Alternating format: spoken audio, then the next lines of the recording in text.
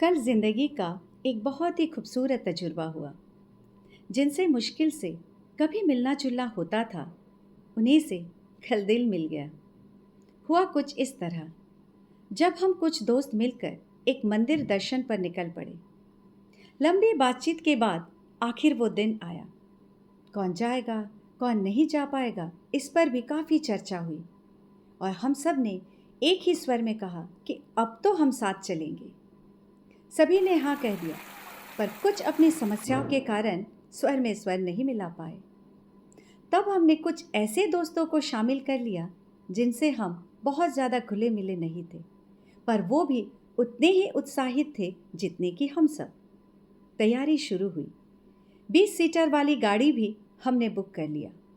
क्या पहनेंगे, खाने पीने का क्या क्या सामान कौन रखेगा, इस पर भी स्वादिष्ट सा एक चर्चा हुई। सारी तैयारियां कर ली गई और तय किए गए दिन पर सुबह 6:30 बजे हमारी गाड़ी छत्तीसगढ़ की ऐतिहासिक एवं धार्मिक स्थल भोरम देव के लिए रवाना हुई। गाड़ी के चलते ही शुरू हुई धमा चौकड़ी। गीत संगीत के साथ सभी ने अपनी अपनी खुशी जाहिर की। जिसे गाना नहीं आता उसने भी स्वर में स्वर मिलाया और जिसे नाचना नहीं आता उसने तो कमाल ही कर दिया। कुछ तो अपने सीट पर बैठे बैठे ही थिरकने लग गए। साबुन के पानी से रंग बिरंगे बुलबुले को हवा में उड़ाना किसे अच्छा नहीं लगता। उम्र को भूलकर हर कोई बचपन वाली उपवन में तितलियों की तरह उड़ने लग गया। कुछ दूरी तय करने के बाद एक छोटे से ढाबे में चाय के लिए रुक गए। ढाबे के स्पेशल चाय के साथ कप में डूबती हुई बिस्किट का मज़ा छोटे से पल को हमेशा के लिए यादगार बना दिया। सफ़र फिर शुरू हुआ। कुछ ही देर में हम पहुंच गए धार्मिक स्थल भोरम देव के पवित्र प्रांगण में। आश्चर्यचकित और मंत्र मुग्ध होकर मंदिर के वास्तुकला को हर किसी की आंखें निहार रही थी। हर कोई अपने मोबाइल में इस खूबसूरत नज़ारे को कैद करने में लग गया। कुछ देर मंदिर प्रांगण में बिताने के बाद हमारी सवारी चल पड़ी दोपहर के भोजन के लिए।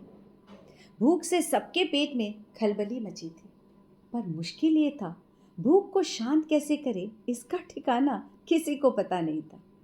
आखिरकार गाड़ी के ड्राइवर भाई ने हमारे मंजिल का ठिकाना हमें बताया और हमारी गाड़ी रुक गई छोटे से गांव पालक के सड़क किनारे फुलबारी ढाबे पर। पूछने पर पता चला खाने की पूरी व्यवस्था वहां हो जाएगी। फिर क्या था, तुरंत विचार विमर्श के बाद हमने खाने का ऑर्डर कर दिया। जगह काफ़ी बड़ा नहीं था, पर सब कुछ इतना सुव्यवस्थित था कि आंखों से ना देखो तो कुछ शब्दों से इसे बयां करना शायद मुमकिन नहीं। कुर्सी टेबल के अलावा रस्सी से बने कुछ खटियों का भी इंतज़ाम वहाँ था, जिससे वहाँ पहुँचने वाले गांव का असली मज़ा ले सके। देखते ही देखते हमारे 3-4 साथी खटियों पर लेट ही गए। अचानक सबकी नज़र कोने पर लगी आंवले के एक पेड़ पर पड़ी। कौन किसे रोक पाता और कौन किसे टोक पाता। चढ़ गए पेड़ पर और ले आए मुट्ठी भर भर आंवला। शुरू हुआ नमक के साथ चटकारे लेकर आंवले का स्वाद चखना। सब एक बार फिर झूमने लगे अपने बचपन वाले गलियारे में। कुछ ही देर में खाना परोसा गया। खाना नहीं, मानो सबने अमृत का स्वाद चख लिया।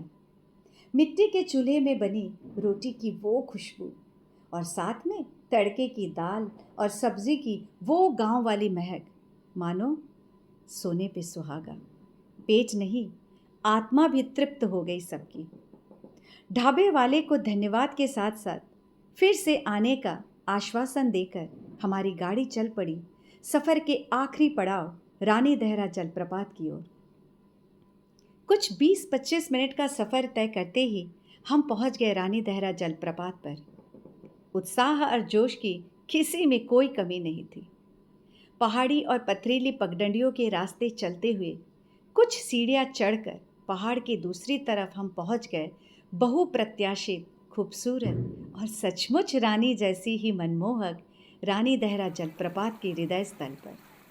पर्यटकों की चहकती आवाज़, चारों तरफ की हरियाली, गालों को छूती मादकता से भरी शीतल वायु और डूबते सूरज की लालिमा, क्या ये कहने को काफ़ी नहीं कि धरती पर अगर कहीं स्वर्ग है तो उस पल के लिए बस यही है, यही है।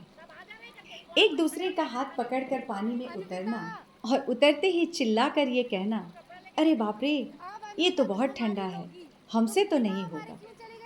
हम तो यही पत्थर पर बैठकर अपने पैरों को पानी में डुबो लेंगे।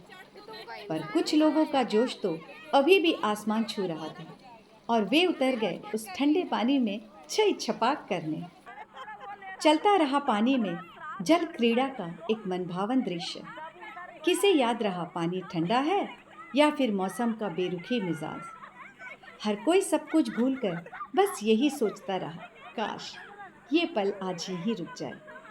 पर समय को कौन रोक पाया, और जो समय के साथ न चल पाया वो जीवन में पीछे ही रह गया। तो हम सब ने भी समय का हाथ थामकर घर वापसी के लिए पहाड़ों वाली पगडंडी पर फिर से चलना शुरू किया। पहाड़ों वाली रास्ते की चढ़ाई और पानी में काफ़ी लंबा समय बिताने के बाद हर किसी के चेहरे पर थकावट के कुछ निशान अब साफ झलक रहे थे। पलक झपकते ही ये थकावट न जाने कहाँ छू मंतर हो गया जब सभी ने संतरों में नमक और हरी मिर्ची का चटका हुआ एक चटपटा चटनी का स्वाद चख लिया। वाह, बहुत मज़ा आ गया। अब चला जाए, सबने एक ही स्वर में कहा। गाड़ी चल पड़ी रात के अंधेरी सड़कों पर दौड़ती भागती। ढलती सूरज की धीमी होती लालिमा के साथ सबका जोश भी धीमा हो रहा था। एक बार फिर से सभी चहक उठे।